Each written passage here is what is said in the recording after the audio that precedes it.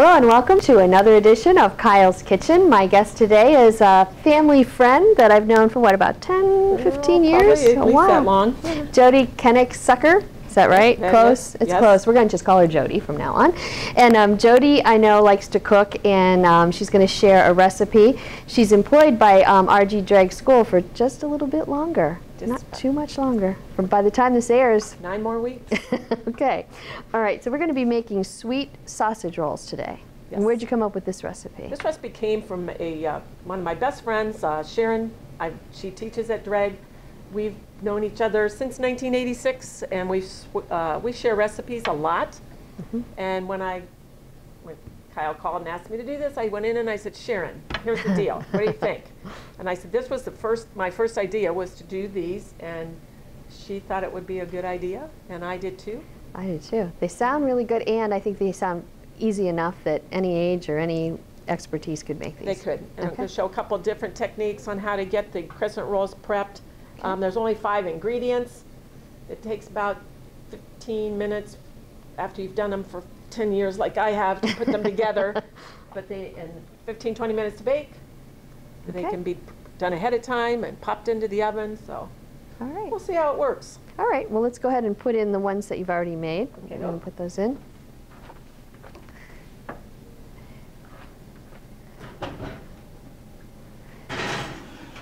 So Jody, how long have you been at R.G. Dreg?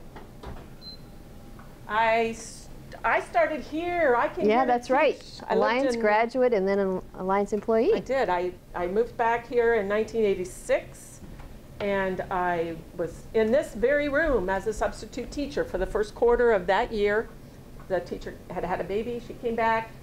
I needed a job. Alliance kept me on for a little while doing some tutoring, and then the job at Dreg opened up actually that December.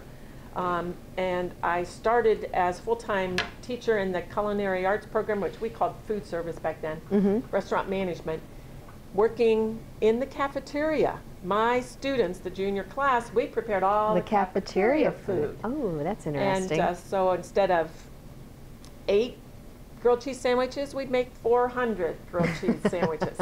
And that was my first job at Dreg. And I've had different jobs since then, but I still come back. I love to cook, and so. But not 400 so much anymore. No. 400 sandwiches. All right, well, show us how you make these then. All right, we start with 1 stick of butter. Okay. Turn that on earlier and I forgot, so I think we'll just do it and then come back to it. 3 tablespoons of brown sugar.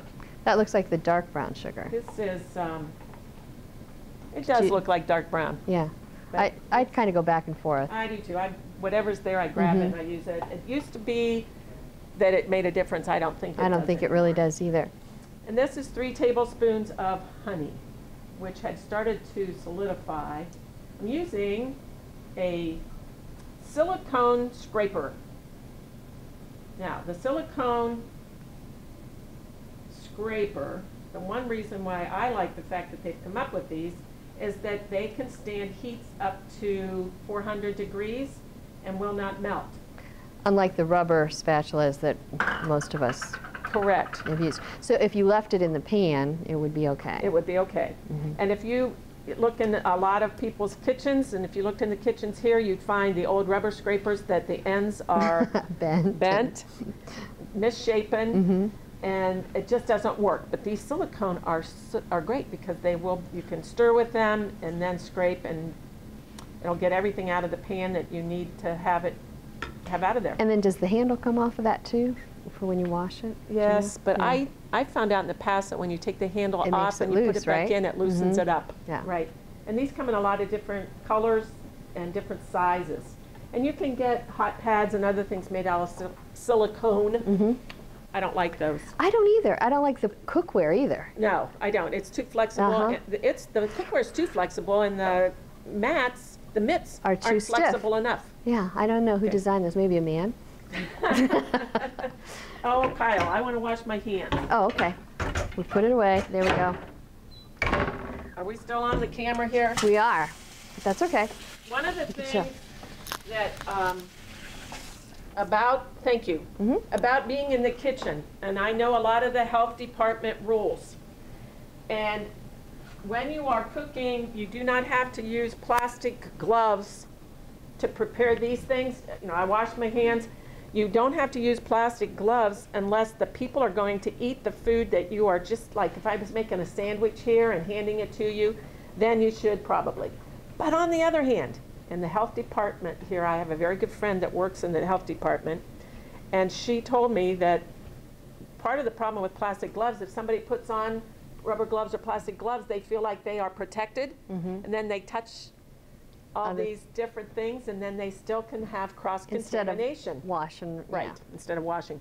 And so you're more apt to keep cleaner if you are using your own hands because you wash. I have crescent rolls, Pillsbury. These are reduced fat. It doesn't matter which ones you use, but we try to do more reduced fat when we can. And they're just basic. The recipe takes 2 packages of these. Okay. These are little mini sausages that you can get at, Giant Eagle had them. I happen to buy mine at GFS, which is a food store in Canton, because I can get bigger quantities for less money. And they're just little smoked sausages. I brought a couple of different things.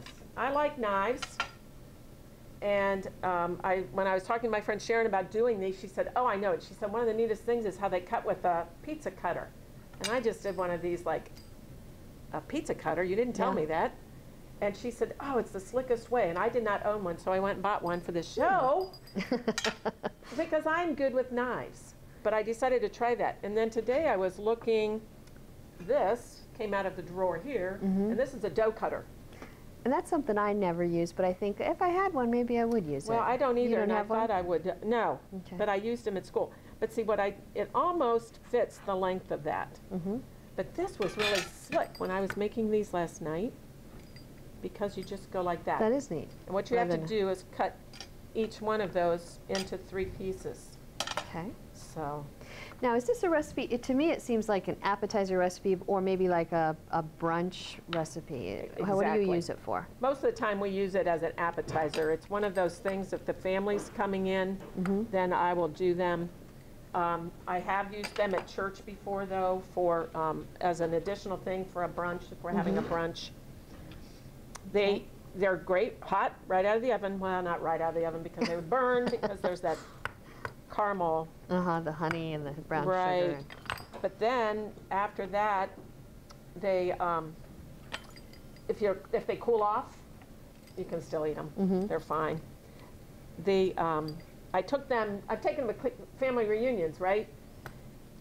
One of the things that I like about anything that I take someplace is that when I take it, the pan or the bowl or whatever is full, and when I leave, it's empty. It's empty. Because that means that you made something good that everybody likes. That is a good feeling. Nothing more embarrassing than taking something and taking it back with you. That's the worst. Happened. Yeah. The only time when I really want leftovers is when I plan for that. And I make a lot of soup. Yeah. And my husband, who is in our audience today, knows that when I make soup, I can't make just a quart of soup. I have to make 3 gallons at a time. Now that's something that, you have 3 grown children in your family, and how many grandchildren? 5? 5 grandchildren.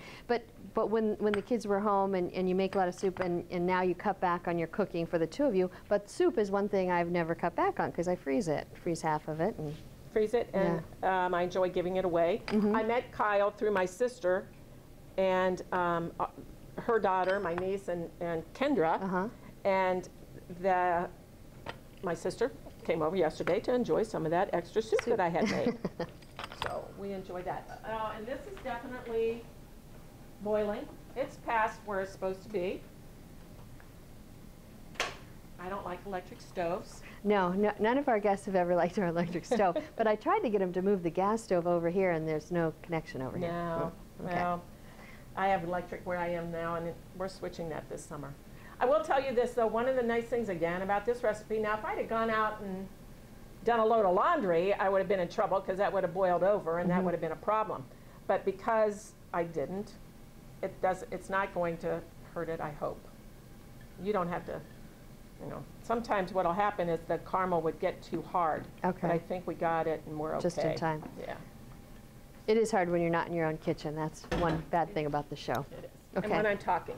Then, can you see me okay here? All right. What you do is you take those and you start at the fat end. Oops. I'm going to go rewash my hands while you're doing that, and I can help you. Okay? Got the pecans. The original recipe said to mix the pecans with this before you put it in there. It is so much easier to do that and then sprinkle the pecans on. You can get them a lot more even in the pan. Now, did you toast those pecans, or they're just... No, I okay. just take them in. Because they will, in the oven, I noticed, you know, I mean, they're going to taste like toasted pecans anyway. You don't have to cook them ahead of time. They don't, no. It's more for like salads or whatever. You want that for the flavor. What we do, we toasted some almonds at church. Yep. Okay. Start at the fat end and just roll it? Yep. Okay.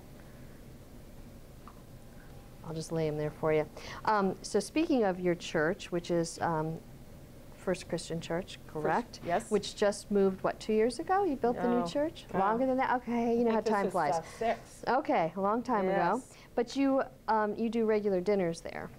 That's one of my joys. We do a lot of dinners at church. We're on Beach Street. And when we built the church, I was very pushy.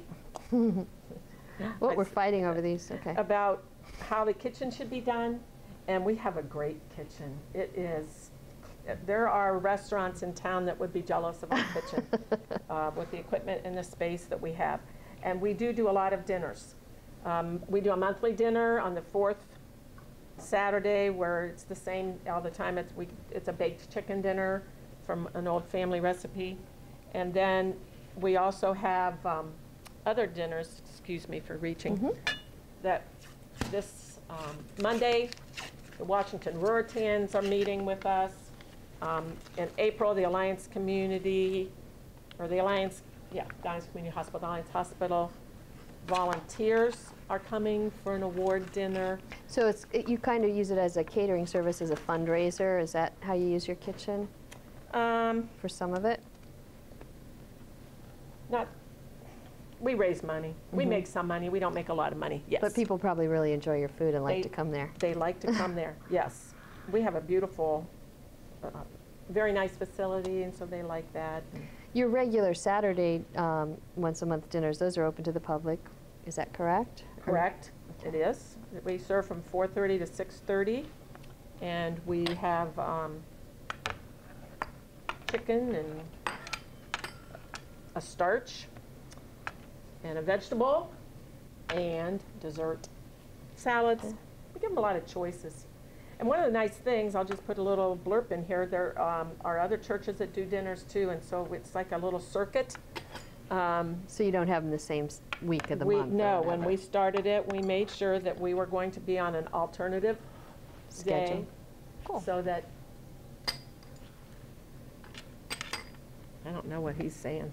Am I allowed to talk to the audience? You can talk to the audience. What's that, sir? I think it was something about the dinner. About 250 dinners. Oh, wow. We do. Yeah. That's usually our max. And how many volunteers do you use to cook that much food? We end up with about 25 people total that help.